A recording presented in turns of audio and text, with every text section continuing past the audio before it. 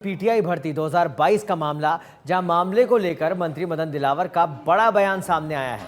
मंत्री दिलावर ने कहा कि सरकार विधि संबद्ध सख्त से सख्त कठोर कार्रवाई करेगी। हाल ही में राजस्थान कर्मचारी चयन बोर्ड द्वारा कुछ अभ्यर्थियों के नाम भेजे गए थे। शिक्षा विभाग को बोर्ड की जांच में ये अभ्यर्थी गलत पाए गए थे। आपको बता दें कि मामले को लेकर मंत्री मदन दिलावर और सरकार सख्त है। वहीं शिक्षा विभाग जल्द ले सकता है पूरे मामले पर बड़ा एक्शन।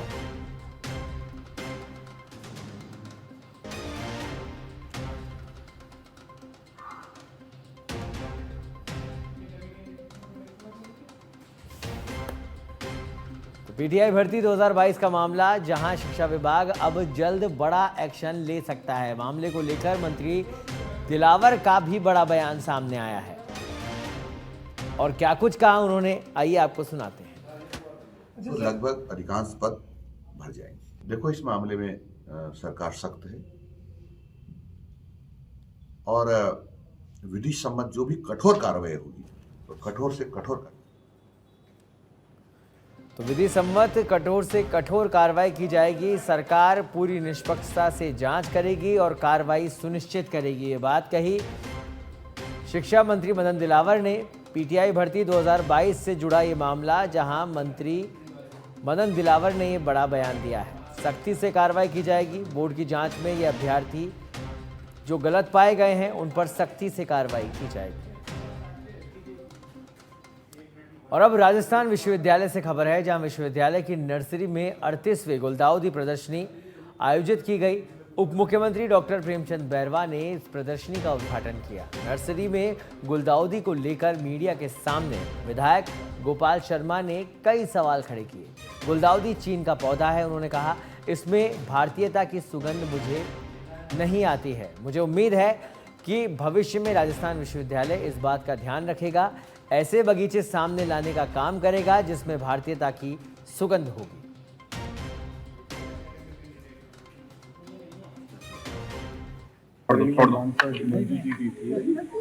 लेकिन यह एक परंपरा है।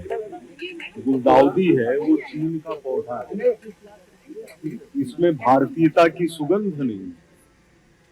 मेरा विश्वास है कि राजस्थान विश्वविद्यालय भविष्य के अंदर ऐसे भी पुष्पों के बगीचे को सामने लाने का काम करेगा जिसमें भारतीयता की सुगंध होगी। यह चीन में पैदा हुआ एक विश्वविद्यालय ने शुरू किया है। टोंक के उनियारा में लगातार चोरी की वारदातें सामने आ रही है। आपको बता दें कि चोरियों के विरोध में व्यापारियों ने बाजार बंद किए हैं और शहर की सड़कों पर आमजन भी उतर गया है।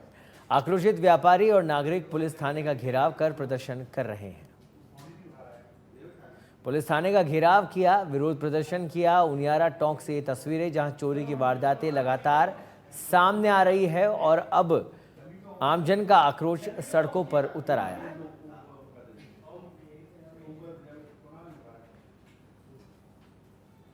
सच बेधड़क की एक्सक्लूसिव रिपोर्ट। राजधानी जयपुर में बैठते हैं सरकार की भर्ती परीक्षाओं में सबसे ज्यादा डमी अभ्यर्थी।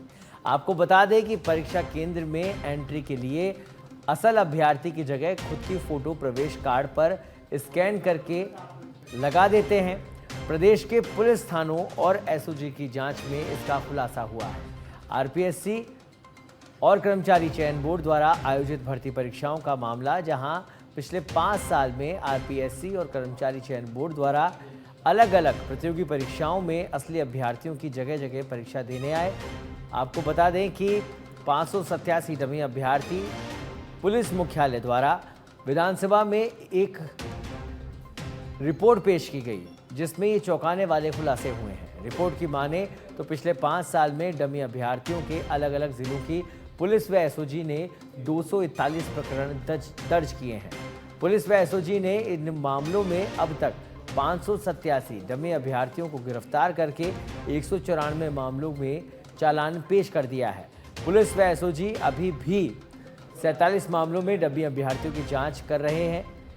वहीं पुलिस की राडार पर असली अभ्यर्थी की जगह परीक्षा देने वाले 110 के करीब डमी अभ्यर्थी अभी हैं। आपको बता दें कि जांच में सामने आया कि 2 लाख से 5 लाख रुपए लेकर असली अभ्यर्थी की जगह ये परीक्षा देने वाले डमी अभ्यर्थी बैठते हैं। और इस खबर पर अधिक जानकारी के लिए हमारे साथ जुड़ गए हैं विशेष संवाददाता ओम प्रकाश शर्मा। ओम प्रकाश, क्या कुछ अपडेट इसे लेकर और अब किस तरह की तैयारी है आरपीएससी की भी और एसओजी की भी? जी बिल्कुल, देखिए जो आरपीएससी और कर्मचारी चयन बोर्ड द्वारा पिछले 5 साल में भर्ती परीक्षाएं आयोजन करवाई गई थी, उनमें से अधिकतर जो भर्ती परीक्षाएं थी तो उनमें डमी अभ्यर्थियों ने असली अभ्यर्थियों की जगह परीक्षाएं दी थी। एसओजी ने इस मामले में अब तक 241 मुकदमे पिछले 5 साल में दर्ज किए हैं। मतलब ऐसे 241 प्रकरण सामने आए हैं। इनमें से 587 डमी कैंडिडेटों को गिरफ्तार किया है, जिन्होंने असल अभ्यर्थी की जगह उसके प्रवेश कार्ड पर खुद का फोटो स्कैन करके परीक्षा केंद्र में एंट्री की और उनकी जगह परीक्षाएं दी हैं। और ऐसे मामलों में करीब 194 आरोपी हैं, जिनके खिलाफ चालान पेश कर चुकी है एसओजी और कई जिलों की पुलिस। इस मामले में अभी तक जो डमी कैंडिडेट थे उनकी कई पहचान के लिए भी एसओजी ने फोटो जारी कर रखे हैं इसमें। और करीब 47 मामले डमी अभ्यर्थियों की पेंडिंग है, जिनमें करीब 110 अभ्यर्थी ऐसे हैं जिन्होंने दूसरे की जगह परीक्षाएं दी थी। वह भी एसओजी की रडार पर है। एसओजी ने ऐसे आरोपियों को चिन्हित कर लिया है। इनमें से कई तो ऐसे आरोपी हैं जो पहले से ही सरकारी सेवा में हैं। वह लोगों के पैसे लेकर 5 से 10 लाख रुपए या 2 से 5 लाख रुपए लेकर उनसे उनकी जगह पर परीक्षाएं दे रहे हैं। तो ऐसे करीब 20 से 25 आरोपी हैं जो सरकारी सेवा में हैं, जो जिन्होंने डमी अभ्यर्थी के रूप में दूसरे की जगह परीक्षाएं दिए।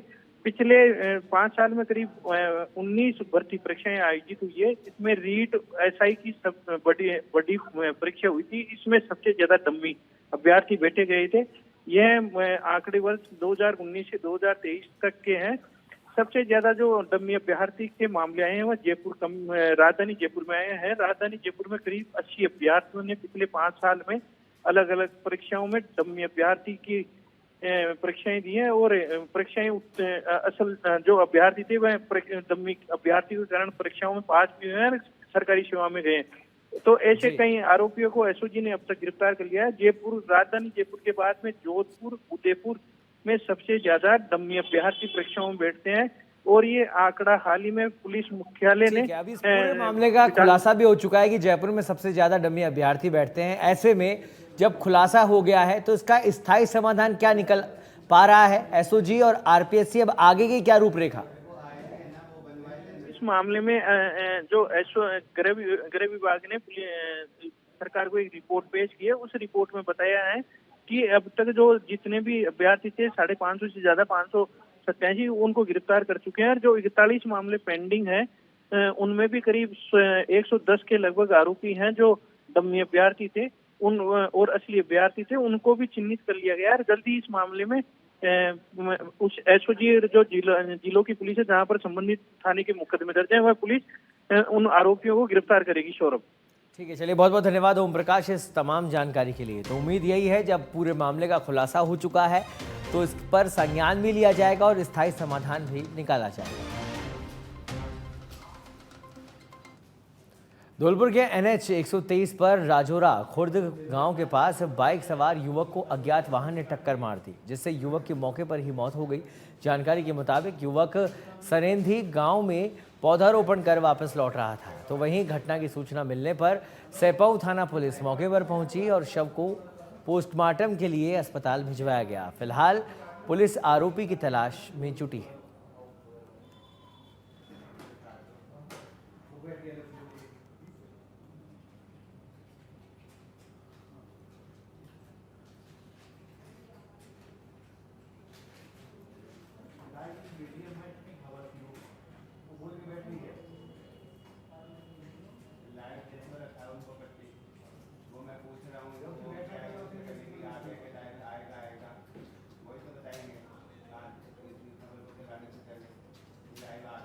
और अब आपको सीधे लिए चलते हैं जयपुर, जहां सीकर के रामगढ़ में शेखावाटी खेल अकादमी की घोषणा प्रतिभाओं को विकसित करने और वैश्विक खेल जगत में सफलता प्राप्त करने के लिए विश्व स्तरीय खेल परिसर बना है।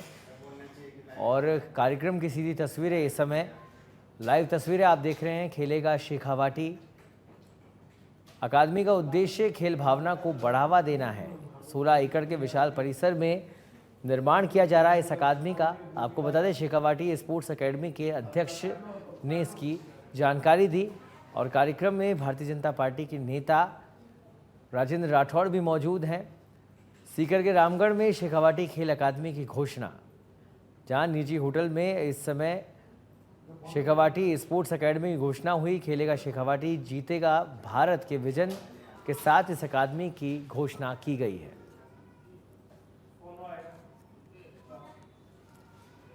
तो 16 एकड़ का विशाल परिसर यहाँ पर बनाया गया है और इस परिसर के अंदर ये इस अकेडमी की स्थापना होगी।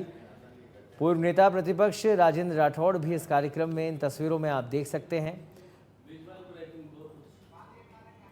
तो निजी होटल में हुई शेखावाटी स्पोर्ट्स एकेडमी की घोषणा और खासा उत्साह यहाँ पर सीकर के युवाओं में, न केवल सीकर के युवाओं में बल्कि पूरे प्रदेश के युवाओं में भी, क्योंकि खेल अकादमी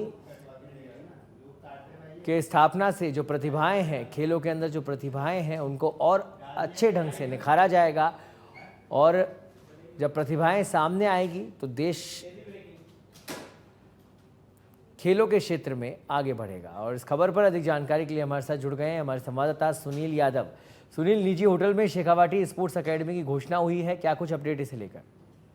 बिल्कुल सौरभ, देखिए कि जो जयपुर में जो आज इसकी घोषणा हुई है शेखावाटी स्पोर्ट्स एकेडमी की, क्योंकि शेखावाटी जो क्षेत्र है इसमें बड़ी संख्या में जो खिलाड़ी हैं वो निकलकर सामने आते हैं और देश दुनिया में अभी भी अपना काफी जो नाम है वो रोशन कर रहे हैं। तो ऐसे में जो भामाशाह और जो खेल प्रेमी है वो मिलकर एक जो खेल अकादमी है उसकी स्थापना कर रहे हैं, उसका निर्माण कार्य चल रहा है और उसकी आधिकारिक घोषणा है वो जयपुर के एक निजी होटल से हुई है, जिसमें मुख्य अतिथि के रूप में पूर्व नेता प्रतिपक्ष और भाजपा के दिग्गज नेता राजेंद्र राठौड़ शामिल हुए हैं और शेखावाटी अंचल के तमाम जो देश विदेश में जो अपना परचम लहराए जो खिलाड़ी रहे हैं वो भी यहाँ पर मौजूद हैं। और एक ही लक्ष्य है कि जो ग्रामीण क्षेत्र की जो प्रतिभाएं हैं जो खेलों में रुचि रखती हैं उनको एक मंच मिले और उस मंच के माध्यम से वो अपना सपना पूरा कर सकें, अपने प्रदेश और देश का नाम जो है वो पूरी दुनिया में रोशन कर सकें। और ये जो शेखावाटी स्पोर्ट्स एकेडमी है इसकी कल्पना जो किए हैं वो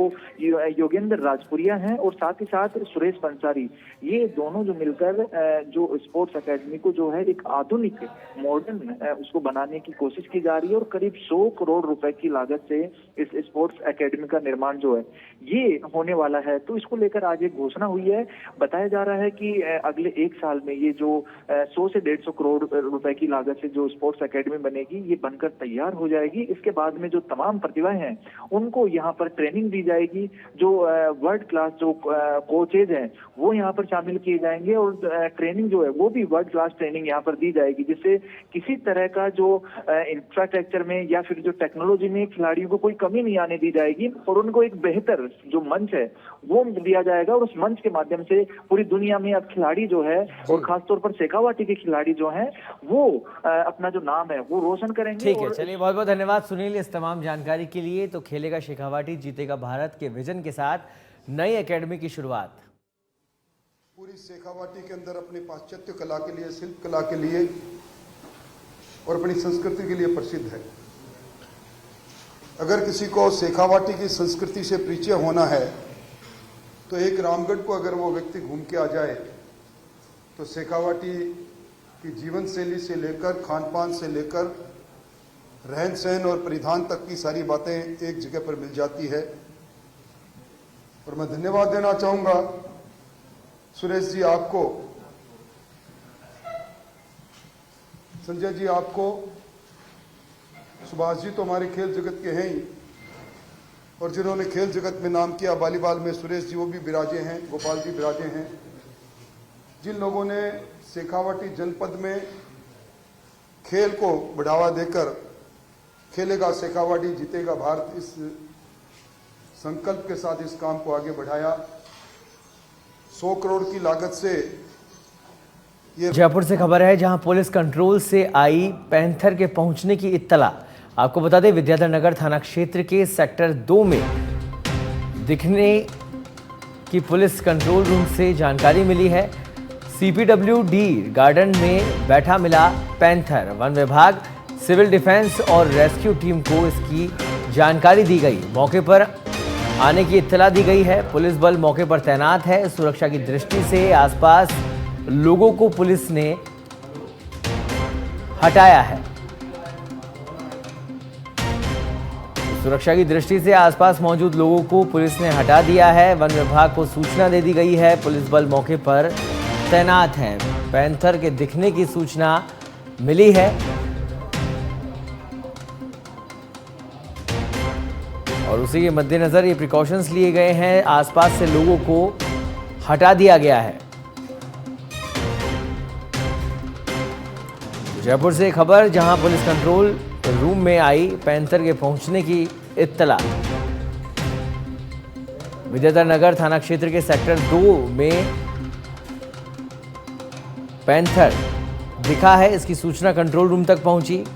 CPWD गार्डन में पैंथर बैठा मिला है, ये सूचना सामने आ रही है।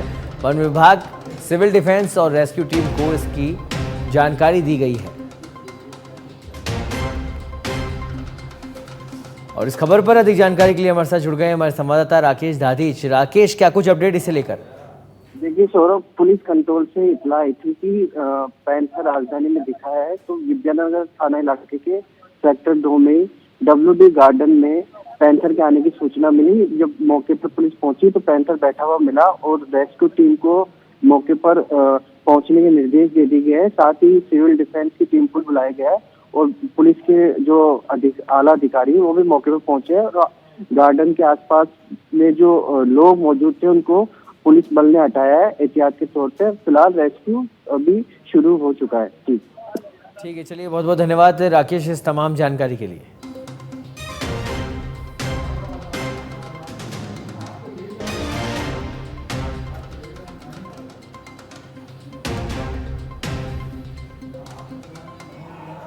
चाकसू में हाईवे 52 स्थित किनारे पर बैठे 2 लोगों को कंटेनर ने कुचल दिया। आपको बता दें कि जिसके बाद घायलों को अस्पताल में भर्ती करवाया गया, जहां इलाज के दौरान दोनों की मौत हो गई। घटना चाकसू थाना क्षेत्र के बालाजी होटल के पास की है। पुलिस ने मामले में कार्रवाई करते हुए ट्रक को जब्त कर ड्राइवर को गिरफ्तार कर लिया है। जानकारी के मुताबिक आरोपी ड्राइवर नशे में था।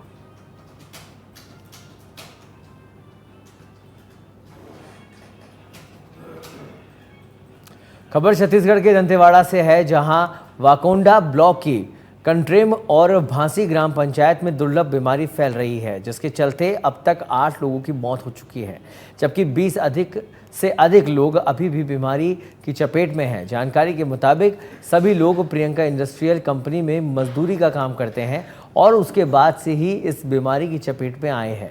वहीं इन मजदूरों का कहना है कि इस बीमारी को डॉक्टर टीबी होना बता रहे हैं, तो दूसरी ओर भांसी ग्राम पंचायत के कुछ मजदूर अलग अलग अस्पताल में अपना इलाज करा रहे हैं, परंतु इनकी हालत में कोई सुधार नहीं देखने को मिल रहा है।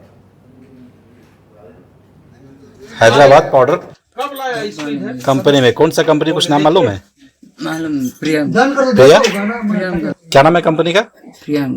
प्रियांक? हाँ। और उसका कुछ पता होता है कौन सा जगह है, क्या है, कुछ एड्रेस है? एड्रेस है लेकिन अनाराम। अनाराम? अनाराम। ठीक है, तो आप लोग वहाँ काम में कितने लोग गए थे? बहुत लोग गए थे। बहुत लोग गए थे। तो आप लोग कितने लोग बीमार पड़े? बहुत लोग हैं अभी। बहुत लोग हैं अभी। आपको क्या बता रहे हैं डॉक्टर लोग, क्या हुआ है बोल रहे हैं आपको? टीबी बीमारी हुआ। टीबी बीमारी है। और आपका बीमारी क्या है अभी? परेशानी क्या हो रहा है? परेशानी अभी सांस नहीं। हाँ, सांस नहीं ले पा रहा है। पूरा इधर दर्द करता है। दर्द करता है। तो अभी कल अस्पताल गए थे बता रहे हैं आप? अस्पताल नहीं गए थे। नहीं गए अभी। जो शेखावाटी के उदयमान खिलाड़ियों को लेने के लिए जयपुर और बड़े महानगरों में जाना पड़ता है, ये यहाँ के दानवीरों का ये काम निश्चित तौर पर स्तुति योग्य है और इसीलिए हम शेखावाटी के प्रतिनिधि के तौर पर आपका आभार व्यक्त करने आए हैं। और निश्चित तौर पर राजस्थान के खेल जगत के अंदर ये एकेडमी मील का पत्थर साबित होगी। यहाँ से बड़े बड़े खिलाड़ी पहले शेखावाटी ने दिए अपनी अभावग्रस्त खेल मैदान से, अब आधुनिकता वाले खेल मैदान से खिलाड़ियों को राष्ट्रीय मंच मिलेगा, ऐसे पूरी उम्मीद है।